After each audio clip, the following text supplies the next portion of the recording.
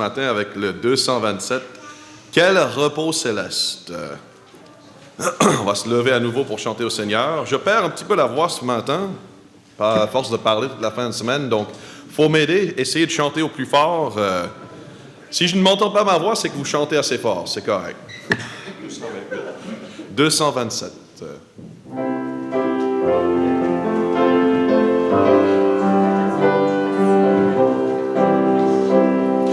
Quel repos céleste, Jésus, d'être à toi pour la mort et la vie, dans les mauvais jours, de chanter avec foi, tout est bien, ma paix est infinie. Quel repos, quel repos, quel repos, quel repos, quel céleste repos, quel repos céleste, mon fardeau n'est plus libre par le sang du calvaire. Tous mes ennemis, Jésus les a vaincus. Gloire et louange à Dieu, notre Père. Quel repos, quel repos, quel repos, quel céleste repos, quel repos céleste, tu conduis mes pas, tu me combles de tes richesses, dans ton grand amour, chaque jour tu seras déployé envers moi, tes tendresses. Quel repos, quel repos,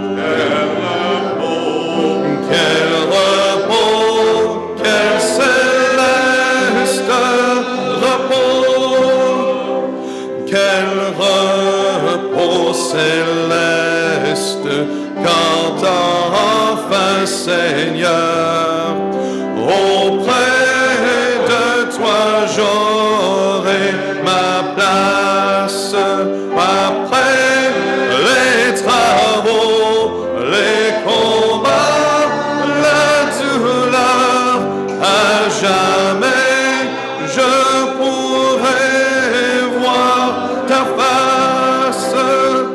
Quel repos,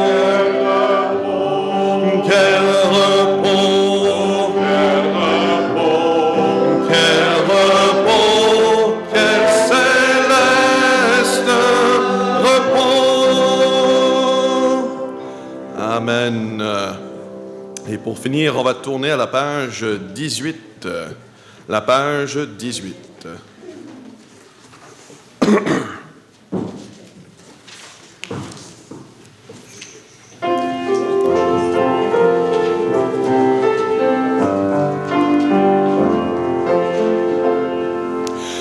Que la gloire du Seigneur subsiste à jamais, qu'il se réjouisse de ses œuvres.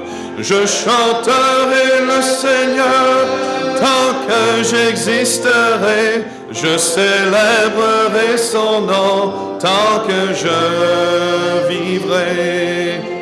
Encore une fois, s'il vous plaît.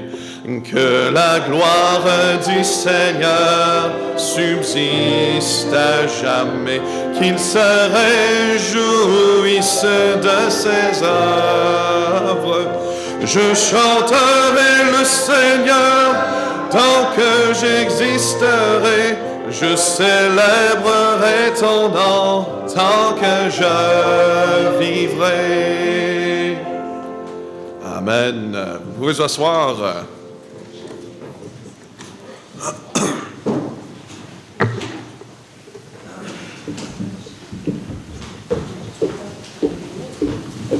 On va regarder ensemble dans 1 Corinthiens, chapitre 15 et verset 58. 1 Corinthiens, chapitre 15 et verset 58.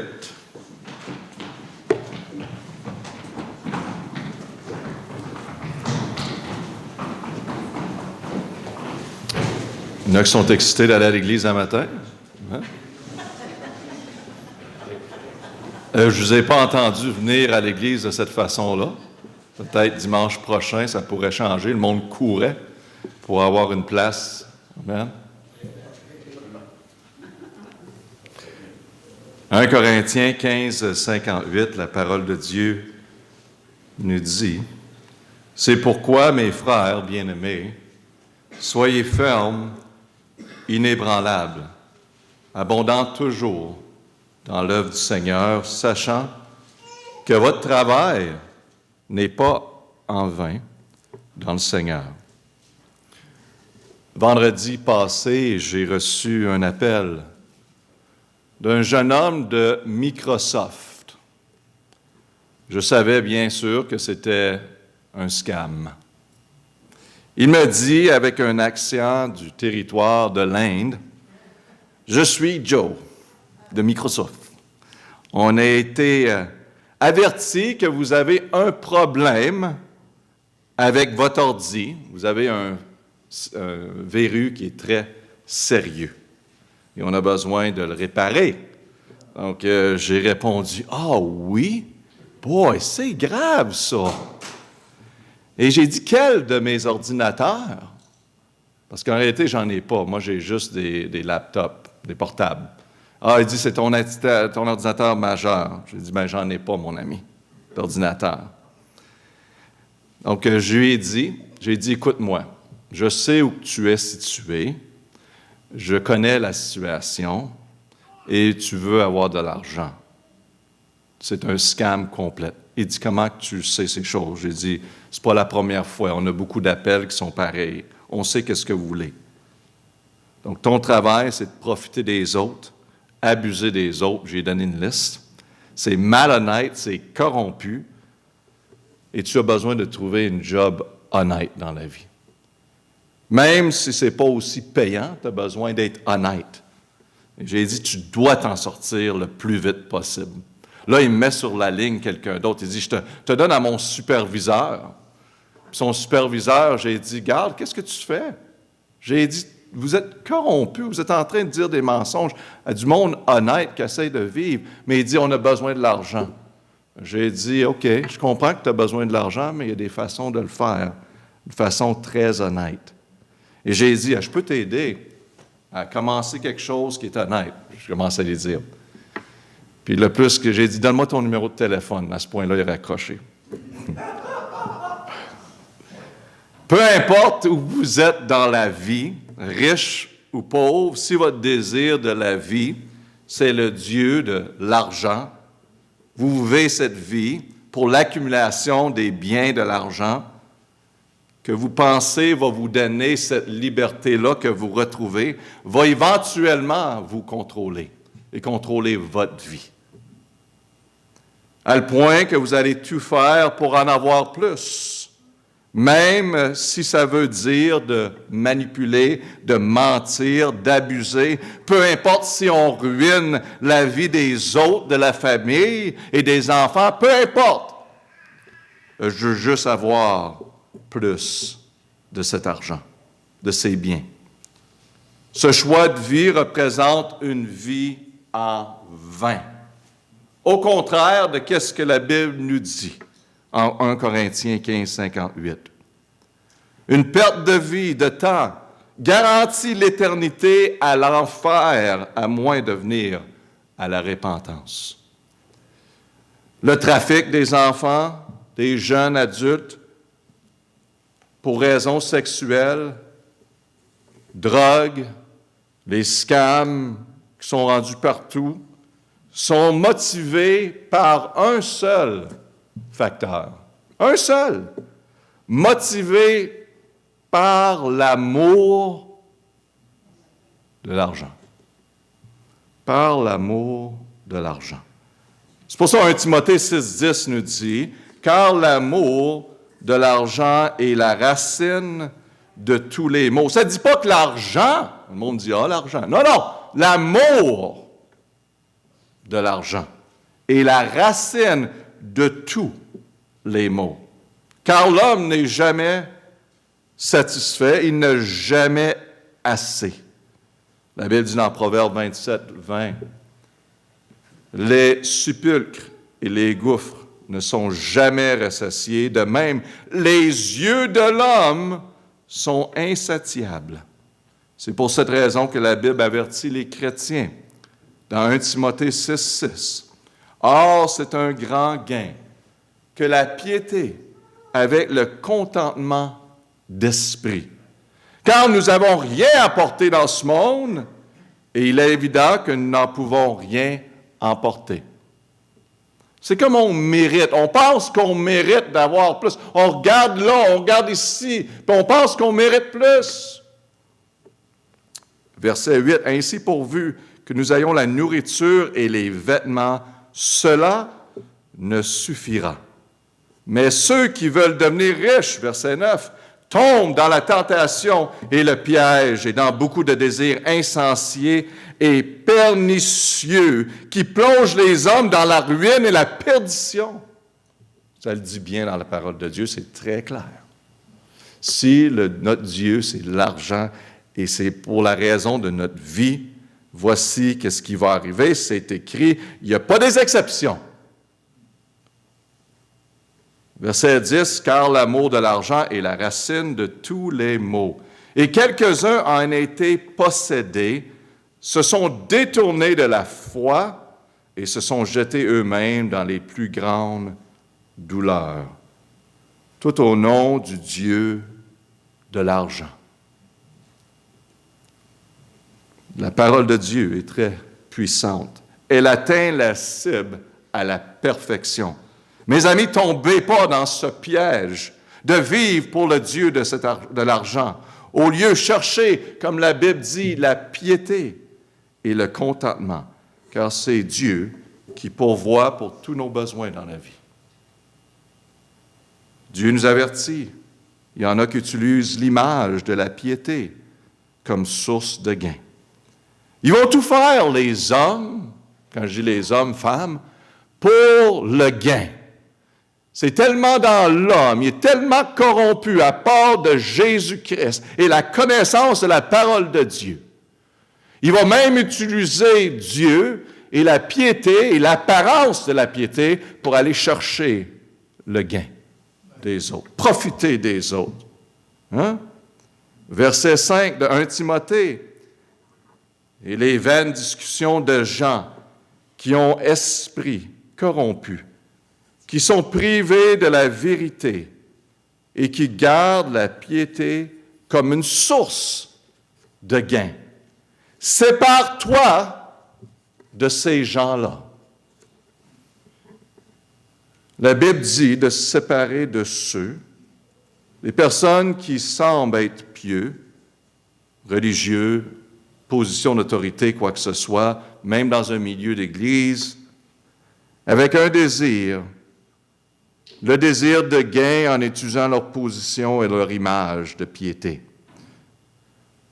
Ce n'est pas parce que c'est une église qui utilise des versets bibliques ici et là, éparpillés, ça veut dire que c'est Dieu.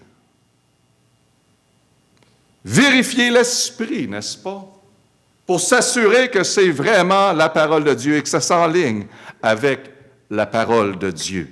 Paul mentionne qu'il y en a qui prêchent un autre Jésus, qui prêchent un autre esprit, qui enseignent un autre évangile.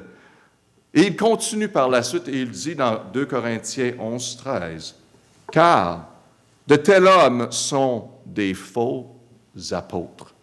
Des ouvriers trompeurs qui se déguisent en apôtres de Christ. Verset 14, « Et cela n'est pas étonnant, car Satan lui-même se déguise en ange de lumière. » Ça paraît tout le temps bien. « Ah, pasteur, je sais que c'est correct, qu'est-ce que je sais? C'est bien, ça paraît bien, l'extérieur est bien. » Mais les conséquences sont là. 2 Corinthiens 11, 15. Il n'est donc pas surprenant que ces ministres du diable se déguisent aussi en ministres de justice. Wow! Mais leur fin sera selon leurs œuvres. Pas parce que ça paraît bien de l'extérieur que c'est Dieu. Ici, ça peut être le diable, habillé dans un habit, faire le travail qui apparaît d'être un travail de Dieu. Et c'est partout aujourd'hui, mes amis, c'est partout. Maintenant, déguisés en ministres de justice, ils vont dire des phrases comme ceci. « Dieu m'a parlé. Dieu m'a dit à propos de toi. » Wow. Dieu m'a dit de dire à l'Église. Dieu m'a donné une date de son retour. Dieu m'a montré. Ils vont dire des choses comme Dieu va faire un miracle aujourd'hui. Que si vous donnez un montant à l'Église, ce montant-là sera doublé. Si tu donnes 100 $, tu auras 200 $. Je sais qu'est-ce qui va arriver sur l'Internet. Il y a quelqu'un qui va couper cette partie-là. Puis ils vont dire que c'est ça que j'enseigne. Mais vous le savez que c'est pas ça que je prêche. C'est la folie. Les faux ministres qui disent toutes sortes de choses en arrière de la chair, puis le monde sont là et disent « Wow! » La fausseté. Si tu donnes, Dieu va te guérir. Dieu va enlever le diable de ta famille si tu donnes. C'est partout. Partout. Dieu va te donner l'homme de ta vie. La femme de ta vie. Tous les jeunes hommes sont en train de donner tout leur argent. En as-tu d'autres, papa, maman? Hein? La grande déception. Ignorants. Le monde sont ignorants sur les Écritures. C'est triste. Ils se font avoir. Tout en disant, ils vont dire ça en mélangeant un verset biblique à travers, puis le monde va dire « Wow! » La Bible dit « Séparez-vous de ces gens. » Voilà. Sortez de là le plus vite possible. Sortez de là. Je pense qu'il y aurait des églises vides aujourd'hui à travers de ce monde amplement. Parce que c'est ça qui se passe. La parole de Dieu n'est pas prêchée, l'Évangile n'est pas prêché. Ces folies-là sont enseignées. Puis ils passent des heures de temps, pas une demi-heure, pas 1 heure, 2, 3 heures à dire la même chose. Puis faire un petit spectacle. C'est le niveau de religion d'aujourd'hui. Séparez-vous de ces gens-là, car on ne veut pas que notre vie, notre travail soit en vain, mais efficace pour la gloire de Dieu. Dans 1 Timothée 16, 17, il continue à parler aux riches. « Recommande aux riches du présent siècle de n'être point orgueilleux, de ne point mettre leur confiance dans l'incertitude des richesses. » Amen. « Mais dans le Dieu vivant, qui nous donne toutes choses abondamment pour en jouir. » On doit mettre notre confiance pas dans les richesses de ce monde, mais dans le Dieu vivant. Et je vais vous dire, mes amis, mettez ce verset-là en mémoire, vous en avez besoin un de ces jours. Ne soyez pas seulement des personnes qui entendent la parole de Dieu, mais qui la mettent en pratique. Notre confiance est en rien d'autre que Dieu, dans le Dieu vivant. Un certain nombre de personnes ont dit à leur pasteur que le message, c'était juste qu'est-ce qu'on avait besoin ce dimanche-là. Le dimanche suivant, il a encore bien prêché, mais la congrégation était très perturbée, troublée, parce qu'il a prêché le même message que la semaine passée. Le troisième dimanche, quand le même message a été prêché encore à nouveau, quelqu'un a demandé au pasteur une explication. Le pasteur a dit, bien sûr que j'ai prêché le même message, je sais. Mais vous m'avez dit, le premier dimanche, combien que le message vous avait touché et que vous avez besoin de ce message-là. Et moi, je vous ai observé durant la semaine. Pas un changement dans votre vie. Il n'avait pas un changement. Donc, j'ai prêché encore, puis il n'y avait pas de changement dans votre vie. Et le pasteur finit en disant, « Est-ce que je dois encore planifier de prêcher le même message dimanche prochain? » On entend beaucoup, mais est-ce qu'on les met en pratique? Le danger, la déception aujourd'hui, c'est pas que le monde n'entend pas la parole. Il l'entend, mais est-ce qu'il la met en pratique? On ne veut pas seulement avoir de l'image et l'apparence de la piété, mais la puissance de Dieu. Car sinon, c'est simplement en vain, cette œuvre. C'est pour ça que la Bible dit dans 1 Corinthiens 15, 58, « C'est pourquoi, mes frères bien-aimés, soyez fermes, inébranlables, abondants toujours dans l'œuvre du Seigneur, sachant que votre travail n'est pas vain dans le Seigneur. » Pourquoi qu'on peut vivre 1 Corinthiens 15, 58? Parce que nous avons une fondation secure ce matin, numéro 1. Parce que nous avons une fondation secure. Le message ce matin, c'est « Vive 1 Corinthiens 15, 58 ». On a une fondation secure. Je suis présentement dans le projet de construction avec la compagnie.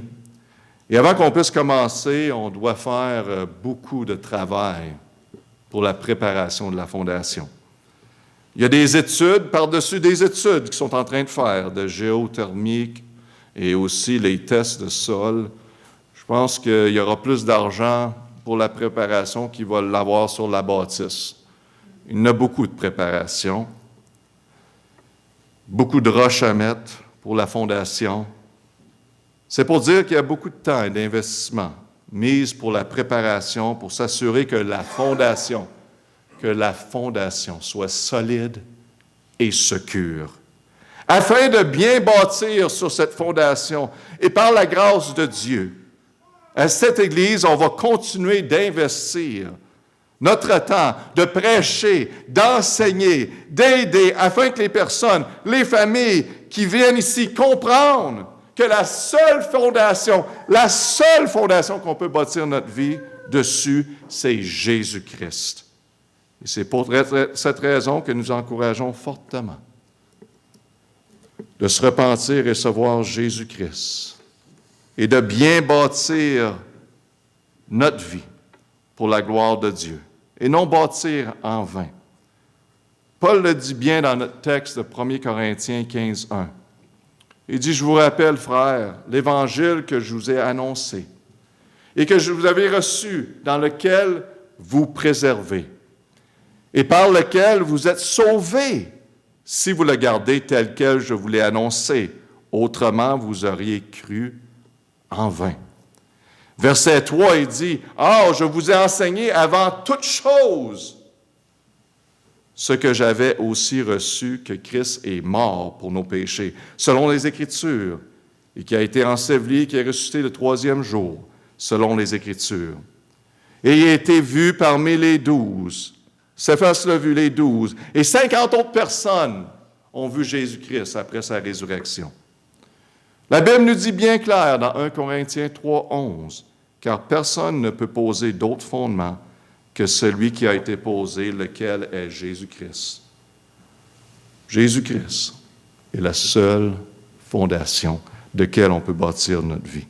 Pour vivre tel que 1 Corinthiens 15, 148, il faut avoir une fondation sécure et solide en Jésus-Christ. Et la question aujourd'hui, est-ce qu'il est votre Seigneur et votre Sauveur? 1 Corinthiens 15, 2, et par lequel vous êtes sauvés, si vous le gardez tel que je vous l'ai annoncé autrement, vous auriez cru en vain. C'est exactement ce que Paul est en train de parler dans le livre de Galates. Dans Galates 5.1, il dit « Tenez-vous donc ferme dans la liberté dont Christ vous a rendu libre, et vous remettez pas de nouveau sous le joug de la servitude. » Dans ce temps-ci, c'était la circoncision qu'il y en a qui disaient qui était nécessaire pour le salut. Il essayait d'ajouter ça au salut. Tu as besoin, es-tu passé à travers la circoncision? Sinon, tu n'es pas sauvé. Quelle folie! Comme la chair peut faire quelque chose pour atteindre Dieu, pour atteindre le pardon de nos péchés. Mais c'est ça qui était enseigné ici, dans les Écritures. Du monde très sincère ont commencé à dire cela. Ajoute au salut. Vous savez, qu'est-ce que vous ajoutez au salut biblique va prendre le dessus et la dominance, va devenir le sujet de conversation très important. Donc, si vous ajoutez le baptême au salut, le baptême va devenir prédominant. Il va prendre maintenant, le message du salut est plus clair parce qu'il faut être baptisé pour le salut. Ça fait partie du salut ou quoi, ou pas, ou non, c'est quoi? Quand je parle à quelqu'un de leur salut, « Ah oui, pasteur, j'ai été baptisé, je suis sauvé. » C'est tout ça que la Bible dit? Non. Vous savez que le monde ajoute au salut. Le salut, c'est Jésus-Christ, le Sauveur. C'est pas l'eau qui nous sauve, c'est le sang de Jésus-Christ. Le baptême, c'est pour démontrer qu'on a reçu Jésus-Christ.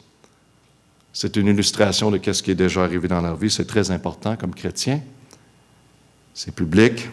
Simplement dire que j'ai accepté Christ comme Sauveur et je veux le suivre. Ce n'est pas le salut. Mais encore aujourd'hui, on ajoute au salut. Si c'est parler en langue, ils vont dire que le salut est confirmé si tu parles en langue. La confusion dans les églises. Si c'est laver les pieds, il y en a qui vont dire que le salut est confirmé si tu laves les pieds. À travers de tout. Vous savez qu'est-ce qui est dilué? C'est le message du salut. C'est plus clair. Je vais vous dire que la majorité des personnes que je parle, puis souvent les chrétiens ne connaissent pas le salut biblique. Ils ont entendu toutes sortes de choses. C'est tout mélangé. Le Saint-Esprit, ci, fait ça. Le baptême, c'est ici, c'est ça. C'est tout mélangé. C'est pour ça qu'il faut avoir une fondation qui est claire et sécure afin qu'on peut bâtir. Sinon, on n'est pas capable de bâtir. On revient à les mêmes sujets tout le temps. On doute notre salut. Le salut est très clair et simple. Vous savez que le message est devenu compliqué à travers de tous ces ajouts. C'est pour ça que la Bible parle d'un joug de servitude. On ajoute un poids, un fardeau. Et Paul leur dit dans verset 7, il dit, « Garde, vous courriez bien.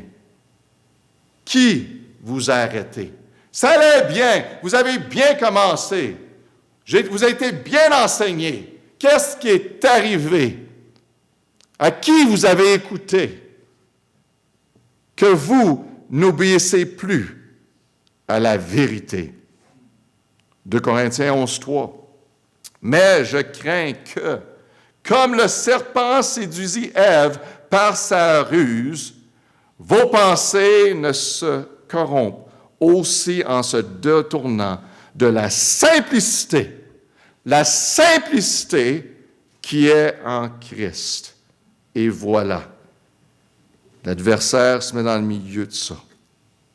Et je vais vous dire aujourd'hui, c'est pas compliqué, pasteur. Il y a tellement d'interprétations. Non, mes amis. Quand ça vient au salut, c'est très simple et clair. L'histoire des plusieurs interprétations, là, arrêtez-moi ça. Le début jusqu'à la fin, le salut biblique est clair, tellement clair, qu'un enfant peut le comprendre. C'est l'homme qui complique, c'est la religion qui complique. Arrêtez d'écouter à tout le monde, puis regardez ce que la parole de Dieu enseigne à ce sujet. Et la simplicité qui est en Christ, selon la parole de Dieu, et je peux confirmer qu'à travers de ma vie chrétienne, je me pensais comme jeune chrétien, mais quand j'essaie de calculer, je ne vous dirai pas combien d'années parce que vous allez savoir quel âge que j'ai. Non. Mais ça fait des vingtaines d'années et plus. Et le danger parmi les chrétiens, je vais vous dire, c'est l'orgueil.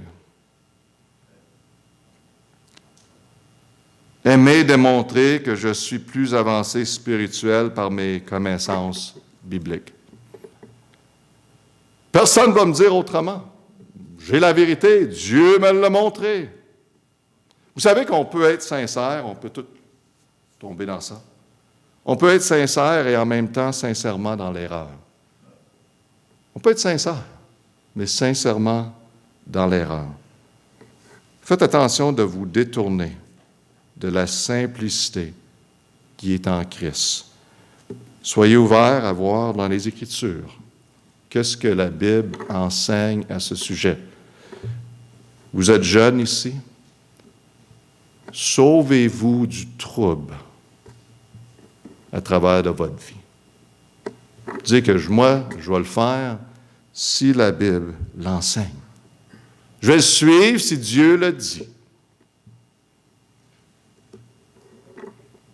C'est notre façon de vivre comme chrétiens. Mais on se détourne parfois et on choisit, souvent dû à l'orgueil. Entourez-vous de la parole de Dieu.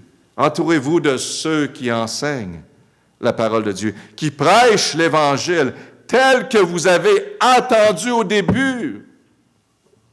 Et Paul est obligé de leur revenir parce qu'il y en a d'autres faux enseignants qui sont venus entre-temps qui les ont conduits dans la mauvaise direction. Pourquoi qu'on peut vivre 1 Corinthiens 15, 58? Parce que nous avons une fondation qui est sécure. Numéro 2, nous avons une victoire officielle. Amen. 1 Corinthiens 15, 57, ça nous dit « Mais grâce soit rendue à Dieu, qui nous a donné la victoire par notre Seigneur Jésus-Christ. » Verset 55, ça dit « Ô mort, où est ton aiguillon? Ô enfer, où est ta victoire? » Vous savez qu'en Jésus-Christ, littéralement, les chaînes du péché sont tombées.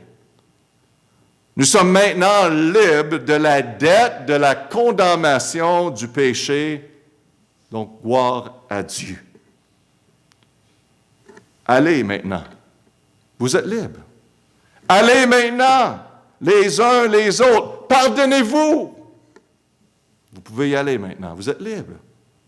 Comme Christ vous a pardonné. Allez maintenant prêcher et allez enseigner cette glorieuse évangile.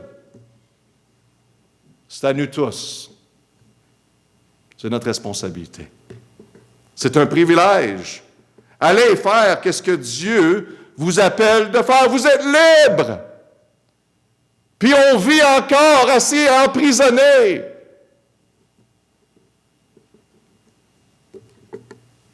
On est libre.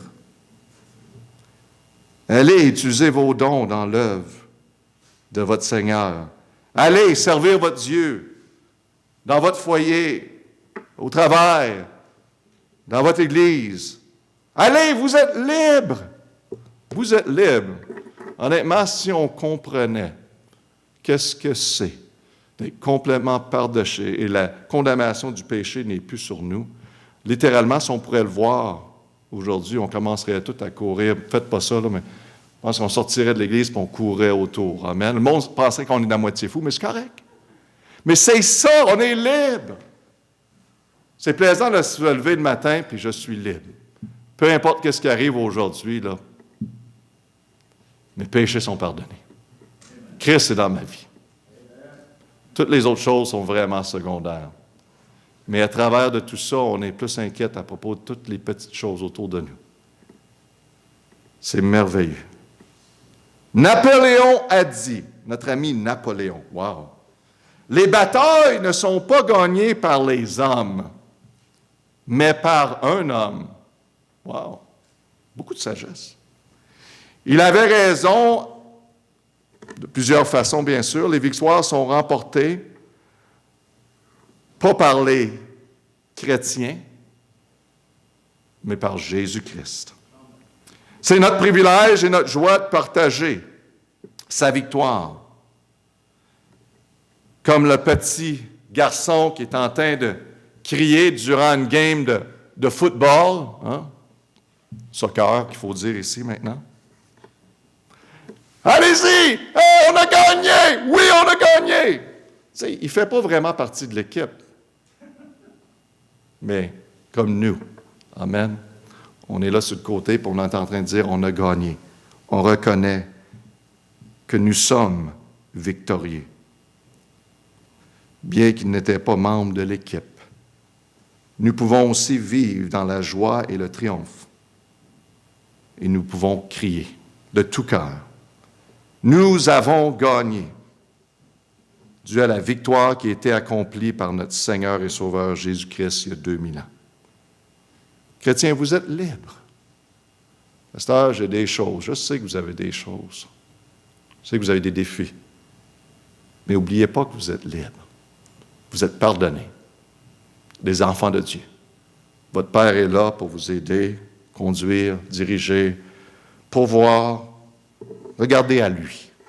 Arrêtez de regarder à vous-même. Regardez à lui. Allez-y. Dans Romains 8, 37 et 39, la Bible nous dit bien, au contraire de toutes ces choses, nous sommes plus que vainqueurs par celui qui nous a aimés. Car je suis assuré que ni la mort, ni la vie, ni les anges, ni les principautés, ni les puissances, ni les choses présentes, ni les choses à venir, ni la hauteur, la profondeur, ni aucune autre créature ne pourra nous séparer de l'amour de Dieu manifesté en Jésus-Christ. Vous parlez de la sécurité aujourd'hui, mes amis. Nous sommes vainqueurs et victorieux. Vivons basés sur qu'est-ce que Dieu dit nous sommes. Nous sommes dans la position de vainqueurs, donc allons-y et vivons comme des vainqueurs. Pourquoi qu'on peut vivre 1 Corinthiens 15, 58? Parce que nous avons une fondation sécure, une victoire officielle et numéro 3 en finissant. Nous avons un retour étonnant. Le retour de notre Seigneur est vraiment étonnant. Si vous regardez à qu'est-ce qui se passe à travers de ce monde en ce moment, on pourrait en parler. Mais nous sommes très proches de son retour. Oui, il y a beaucoup de distractions maintenant, mais la parole de Dieu est claire à propos du retour de notre Seigneur. Vous savez que le prochain événement majeur du calendrier prophétique de Dieu est l'enlèvement des croyants. Ça s'en vient.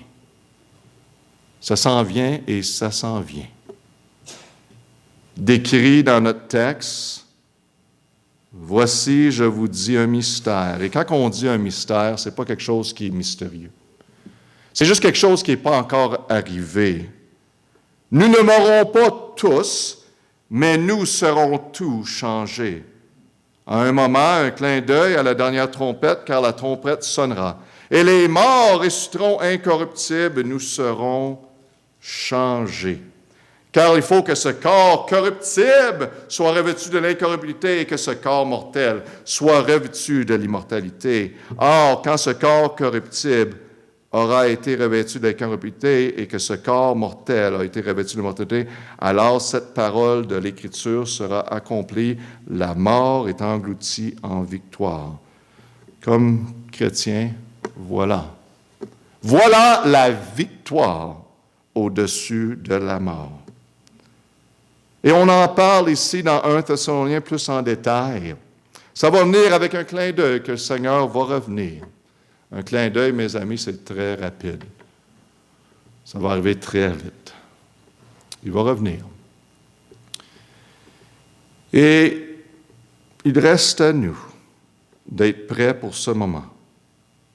1 Thessaloniciens 4, 13. Or, mes frères, je ne veux pas que vous soyez dans l'ignorance au sujet des morts, afin que vous ne affligez pas comme les autres hommes qui n'ont point d'espérance. C'est pour ça que c'est très important de réaliser qu'il revient. C'est notre espérance comme chrétiens. Verset 14, « Car si nous croyons que Jésus est mort et qu'il a ressuscité, croyons aussi que Dieu ramènera par Jésus pour être avec lui ceux qui sont morts. » Qu'est-ce qui est important à établir ici? Soyez certains, mes amis, que vous croyez en Jésus-Christ. Verset 15, « Car nous vous déclarons ceci par la parole du Seigneur, que nous, les vivants, qui seront restés pour l'avènement du Seigneur, nous ne précéderons point ceux qui sont morts. » Les chrétiens qui sont morts vont y aller en avance. Vous savez pourquoi? Parce qu'ils sont 6 pieds plus creux que nous autres. Non, okay. C'est ça que je pense. Hein. Je sais qu'il y a beaucoup de choses qu'on peut parler à ce sujet-là. Il va y avoir des études dans le futur, OK? Car le Seigneur lui-même descendra du ciel à un signal donné, avec une voix d'archange et un son de trompette de Dieu, et les morts qui sont en Christ ressusciteront premièrement.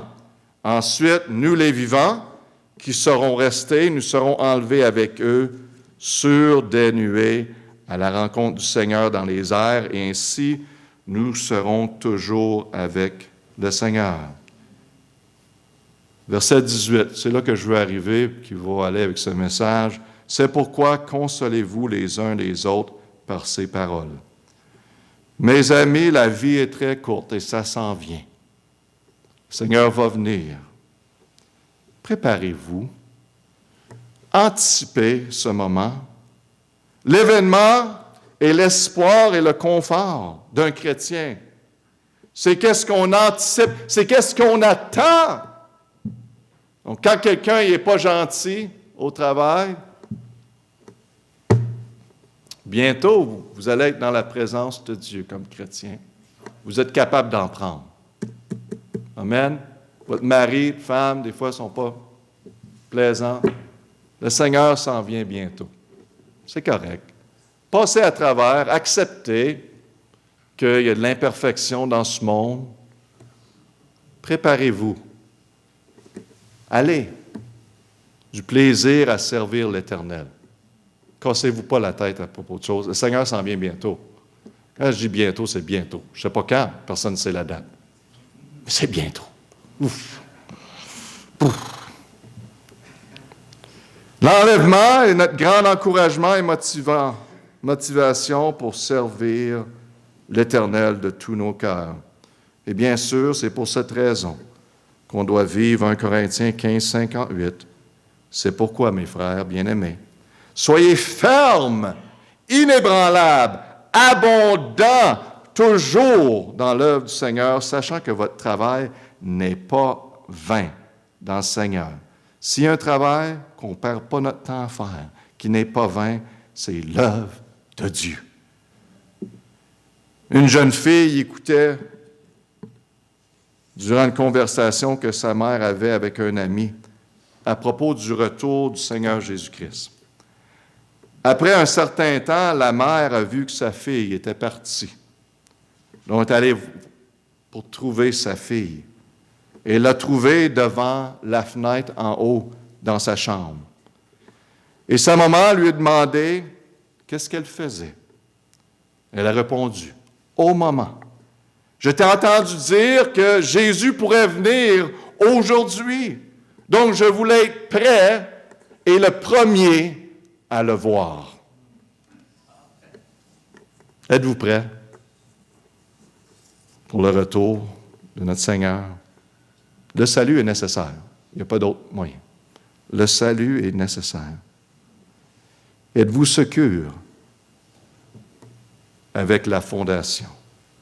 Jésus-Christ a établi une fondation qui est solide et secure, selon laquelle nous pouvons bâtir notre vie.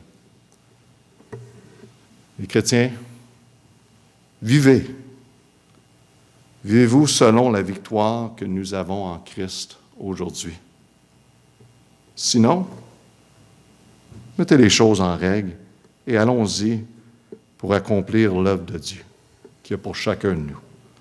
Car notre travail n'est pas en vain. Amen. On va prier. Notre Père, on te remercie pour l'encouragement de ce simple verset en 1 Corinthiens 15, 58. Tellement un encouragement. Et vraiment nous aide à voir l'importance de la vie. Qu'est-ce qui est vraiment important? Et aide-nous, Père, de réaliser que la seule fondation de laquelle on peut bâtir notre vie, qu'on peut savoir la vie éternelle, c'est par Jésus-Christ. Il revient. Père, on sait que c'est bientôt le retour. Aide-nous à être prêts. Et si quelqu'un à l'écoute a des doutes à propos de leur salut, qu'aujourd'hui, qu'ils reçoivent Jésus-Christ comme leur Seigneur et Sauveur. Père, si les chrétiens sont en train de vivre une vie qui est au contraire de ce que tu dis que nous sommes en Christ, vainqueurs, victorieux. Prie, Père, que tu nous aides à confesser les choses qui nous empêchent de vivre dans la liberté que nous avons en Christ. On prie au nom de Jésus. Amen. Le piano va jouer. Prenons un moment avec le Seigneur. Et quoi que ce soit qui a mis dans votre cœur, si c'est le salut, je vous encourage. Pasteur, j'ai besoin de Jésus-Christ. Je vous encourage de venir m'en parler.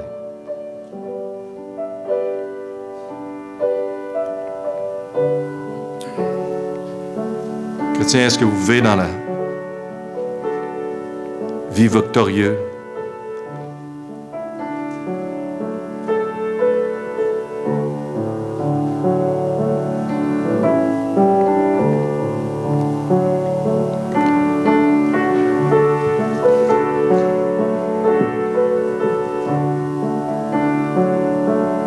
L'orgueil ne vaut pas la peine. Devant Dieu, ça ne sera pas une raison, une excuse.